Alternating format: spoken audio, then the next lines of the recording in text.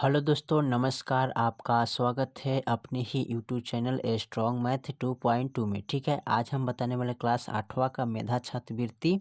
ठीक है, और चैप्टर नंबर 14 और चैप्टर का नाम है त्रिकोणमिति। ठीक है, तो मैंने आज 14 चैप्टर को हल करने वाला है। ठीक है, तो इससे पहले त्रिकोणमिति का जितना टोटल फार्मूला है उस पर आपको ध्यान देना होगा। ठीक है, तो जितना त्रिकोणमिति का सूत्र है उसको चलते पहले मैं आपको लिखकर पूरा डिटेल से समझा देता हूँ, तब उसके बाद इसके ऑब्जेक्टिव मैथ को हल किया जाएगा। ठीक है, और इससे पहले का वीडियो आप नहीं देखे हैं तो जाइए प्ले लिस्ट में, चैप्टर बाई चैप्टर सब आपको वीडियो मिल जाएगा। ठीक है, और उसके बाद नहीं तो आप डिस्क्रिप्शन में जाइए, चैप्टर बाई चैप्टर उसका लिंक दिया हुआ है, आप देख सकते हैं। ठीक है, तो चलिए हम शुरू करते हैं। चलिए, तो त्रिकोणमिति का सबसे पहले इस फार्मूला पर ध्यान देना होगा, sine cos tan cot sec cosec. ठीक है, यानी कि 6 गो है, इस 6 पर ध्यान देना होगा। ठीक है, कैसे? तो देखिए, साइन थीटा बराबर क्या होता है? तो साइन थीटा बराबर होता है लंब बटा कर्ण। ठीक है, क्या होता है? लंब बटा कर्ण होता है। ठीक है, जिसको इंग्लिश में हम किससे सूचित करते हैं? पी बटे एच से। ठीक है, इसका पूरा हम बता देंगे। ठीक है, उसके बाद आता है दूसरा नंबर कॉस थीटा। तो कॉस थीटा बराबर क्या होता है? तो आधार बटा कर्ण होता है। क्या होता है? आधार बटा कर्ण। तो यहाँ पर लिखेंगे आधार बटे कर्ण होता है। ठीक है, इनको हम इंग्लिश में सूचित करते हैं बी बटे एच। क्या करते हैं? बी बटे एच। ठीक है, उसके बाद आता है टैन थीटा। क्या आता है? Tan theta. तो टैन थीटा को किनसे सूचित करते हैं? तो लंब बटे आधार। क्या लिखेंगे? आधार। तो यहाँ पर लिखेंगे आधार। ठीक है, इसको सूचित करते हैं इंग्लिश में पी बटे बी। क्या है? पी बटे बी। उसके बाद आता है कॉट थीटा। कथी आता है? Cot theta. तो कॉट थीटा को लिखते हैं आधार बटे लंब। क्या लिखेंगे? आधार बटे लंब, यानी कि इसको सूचित करते हैं इंग्लिश में बी बटे पी। ठीक है, बी बटे पी। उसके बाद आता है यहाँ पर कॉस, यानी कि सेक थीटा। क्या है? Sec theta. तो सेक थीटा को किसे सूचित करते हैं? यानी कि कर्ण बटा क्या होता है? आधार। ठीक है, कर्ण बटा आधार। तो यहाँ पर लिखेंगे आधार। ठीक है, इसको इंग्लिश में सूचित करते हैं एच बटे बी। क्या है? एच बटे बी। ठीक है, उसके बाद आता है कॉसेक थीटा। तो कॉसेक थीटा को सूचित करते हैं कर्ण बटे लंब से। किनसे? कर्ण बटे लंब से। इसको इंग्लिश में सूचित करते हैं एच बटे पी से। क्या है? एच बटे पी से। ठीक है, उसके बाद आते हैं ट्रायंगल पर। चलिए, तो यहाँ पर एक ट्रायंगल बना दिए, यानी कि समकोण त्रिभुज बना लिए। ठीक है, और यहाँ पर कोण का नाम कथी है? A B C. क्या है? A B C. ये जो कोण है बी, ये टोटल कितने होता है? 90 डिग्री। ठीक है, एक कोण और सी कोण, ये दोनों मिला के कितना होता है? 90 डिग्री। ठीक है, यानी कि 45 मान लीजिए दोनों को। ठीक है, तो 90 डिग्री होता है।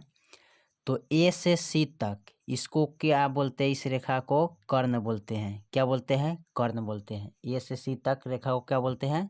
कर्ण बोलते हैं, जो कि इसको एच से इंग्लिश में सूचित करते हैं। ठीक है, अच्छा, ए से बी तक इसको बोलते हैं लंब, क्योंकि लंब है तो हिंदी में इसको लंब बोलते हैं।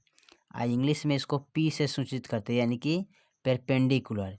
एच से हाइपोटेनियस, यानी कर्ण जो है एच से सूचित करते हैं, तो इसको हम एच से हाइपोटेनियस बोलते हैं। ठीक है, लंब है, लंब को पी से शॉर्टकट में सूचित करते हैं, तो इसको बोलते हैं परपेंडिकुलर। ठीक है, यह है आधार, नीचे वाले बी से सी तक, तो इसको बोलते हैं आधार। ठीक है, जो कि इसको सूचित करते हैं बी से, यानी कि बेसिक।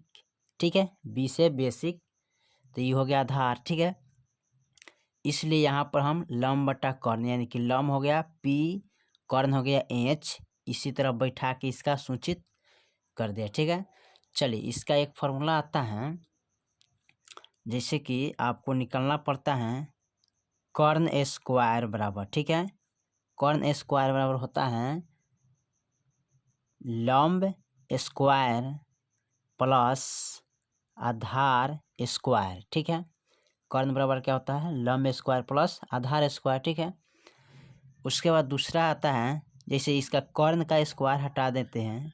ठीक है, तो क्या होता है, कॉर्न बराबर सीधे हो जाता है रूट अंडर, यानी कि जब इसका रूट हटाते हैं, ठीक है, यानी कि स्क्वायर जब हटाइएगा इसका स्क्वायर, तो ये रूट के अंदर चला जाता है। ठीक है, तो इसके अंदर हो जाएगा लंब स्क्वायर प्लस क्या हो जाएगा, आधार स्क्वायर होता है। ठीक है, चलिए उसके बाद इसका तीसरा आता है, जैसे कि मान लेते हैं हमको निकालना है आधार। ठीक है, आधार स्क्वायर बराबर, तो आधार स्क्वायर बराबर आपको निकालना है, तो इसको लिखना होगा कॉर्न स्क्वायर माइनस लंब स्क्वायर। ठीक है, क्या लिखिएगा, आधार स्क्वायर बराबर कॉर्न स्क्वायर माइनस लंब स्क्वायर। ठीक है, अगर इसको हमें रूट के अंदर डालना होगा तो आधार का स्क्वायर हटाइएगा, तो आधार का स्क्वायर जब हटता है, आधार बराबर, तो इसका स्क्वायर हटाइएगा तो रूट के अंदर चला जाता है, तो लिखिएगा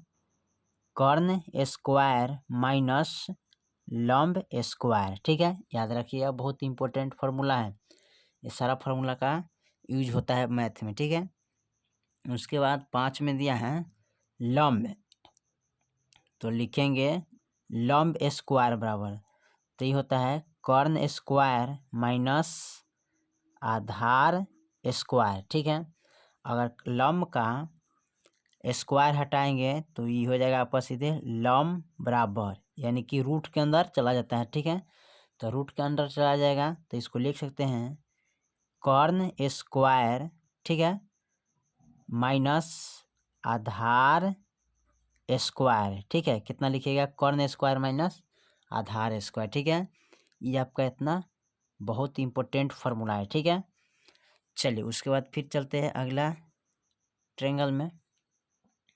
चलिए उसके बाद आता है, यहाँ पर ध्यान से समझिए इसको भी। अब आता है साइन 0 डिग्री बराबर। ठीक है, तो साइन 0 डिग्री का मान कितना होता है, 0 होता है, याद रखिए साइन 0 डिग्री का मान 0। उसके बाद साइन 30 डिग्री का मान कितना होता है, 1/2 होता है, कितना होता है, 1/2। साइन 45 डिग्री का मान कितना होता है, 1/√2, कितना होता है, 1/√2। साइन 60 डिग्री का मान क्या होता है, तो √3/2। ठीक है, और साइन 90 डिग्री का मान कितना होता है, 1। ठीक है, देखिए जब साइन का मान इस तरह याद रखिएगा तो कॉस के मान याद करने के लिए यहाँ से उल्टा आपको याद करना पड़ेगा। ठीक है, साइन का याद करिएगा तो कॉस का भी याद होएगा, कैसे, ठीक इसका उल्टा चल देंगे तो कॉस का मान याद हो जाएगा। ठीक है, तो जैसे यहाँ पर कॉस है तो कॉस 0 डिग्री का मान, तो यहाँ से उल्टा चलेंगे। ठीक है, तो यहाँ पर हो जाएगा 1, कॉस 0 डिग्री का मान 1, कॉस 30 डिग्री का मान √3/2, यानी कि यहाँ से उल्टा चल रहा है। ठीक है, कॉस 45 डिग्री का मान, तो ये जितना है उतना हो जाएगा 1/√2। ठीक है, कॉस 60 डिग्री का मान तो 1/2 हो जाएगा। ठीक है, और कॉस 90 डिग्री का मान 0 हो जाएगा। ठीक है, इतना आपको ध्यान रखना है। अगर साइन का मान याद रहेगा, ठीक है, इस तरह, तो कॉस का मान लिखने के लिए जानते हैं साइन के मान को उल्टा कर देना है। ठीक है, ठीक इसको उल्टा यहाँ पर रखे चल जाना है इधर से, ये आपका हो जाएगा। ठीक है, उसके बाद आता है दूसरा स्टेप में। देखिए दूसरा स्टेप में क्या कह रहा है, देखिए दूसरा स्टेप में क्या रहा है, अब है tan cot। क्या है, tan cot, तो tan 0 डिग्री का मान क्या होता है, ध्यान से देखिएगा, तो tan 0 डिग्री का मान होता है 0। क्या होता है, 0। tan 0 डिग्री का मान क्या होता है, 0। ठीक है, उसके बाद tan 30 डिग्री का मान कितना होता है, तो 1/√3 होता है। ठीक है, उसके बाद tan 45 डिग्री का मान क्या होता है, 1। tan 60 डिग्री का मान कितना होता है, √3। और tan 90 डिग्री का मान क्या होता है, अपरिभाषित। ठीक है, अब देखिए जब इस तरह tan के मान आपको याद रहता है तो cot के मान लिखने के लिए हम क्या करें, हम बताए हैं ठीक इसका उल्टा चल देंगे, इसमें उल्टा यहाँ से रखना शुरू कर देंगे तो आपका tan के मान निकल जाएगा। ठीक है, तो देखिए यानी सॉरी कॉट के मान निकलेगा। tan का जो तो मान हो गया, tan 0 डिग्री का मान 0, 30 डिग्री का मान 1/√3, 45 डिग्री का मान 1, tan 60 डिग्री का मान √3, tan 90 डिग्री का मान अपरिभाषित। ठीक है, अगर हमको कॉट का मान निकालना है तो कॉट के मान चलने के लिए क्या करते हैं, इधर से उल्टा चलते हैं। ठीक है, तो उल्टा चलेंगे तो यहाँ कॉट 0 डिग्री का मान अपरिभाषित हो जाएगा। ठीक है, कॉट 30 डिग्री का मान √3 हो जाएगा। ठीक है, कॉट 45 का एक ही होता है। ठीक है, tan कॉट दोनों का मान एक ही होता है। उसके बाद कॉट 60 डिग्री का मान होता है 1/√3 हो जाता है। ठीक है, 1/√3 हो जाता है। ठीक है, उसके बाद कॉट 90 डिग्री का मान क्या होता है, 0 होता है। ठीक है, इस तरह आप चेंज कर सकते हैं। ठीक है, चलिए उसके बाद तीसरा स्टेप में देखते हैं, तीसरा स्टेप क्या कह रहा है। चलिए तो तीसरा स्टेप यहाँ पर लिख लिया है सेक कौशेक। ठीक है, अब इसका हम खंड को भरते हैं। ठीक है, तो देखिए सेक 0 डिग्री का मान कितना होता है, तो सेक 0 डिग्री का मान होता है 1। क्या होता है, 1। सेक 30 डिग्री का मान क्या होता है, तो 2/√3 यानी 2/√3 होता है। ठीक है, अच्छा सेक 45 डिग्री का मान क्या होता है, √2 होता है। सेक 60 डिग्री का मान क्या होता है, तो 2 होता है। ठीक है, और सेक 90 डिग्री का मान क्या होता है, तो अपरिभाषित होता है। ठीक है, अपरिभाषित। अब देखिए कौशिक का मान लिखने के लिए सेक के मान को क्या करेंगे, यहाँ से उल्टा यहाँ रखना शुरू कर देंगे, इधर से मान इधर रख ही चला जाएंगे तो आपका कौशिक का मान निकल जाएगा। ठीक है, तो देखिए यहाँ पर कौशिक 0 डिग्री का मान अपरिभाषित।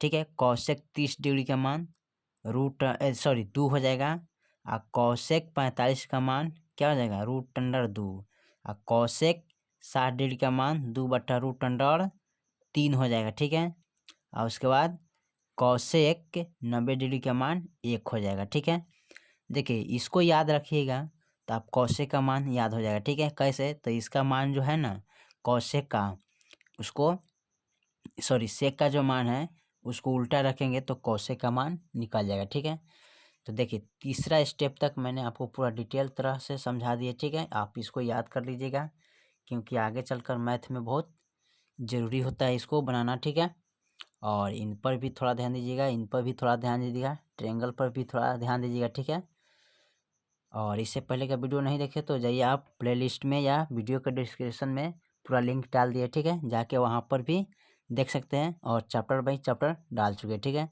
तो फिर मिलते हैं अगले वीडियो में, तब तक के लिए जय हिंद जय भारत।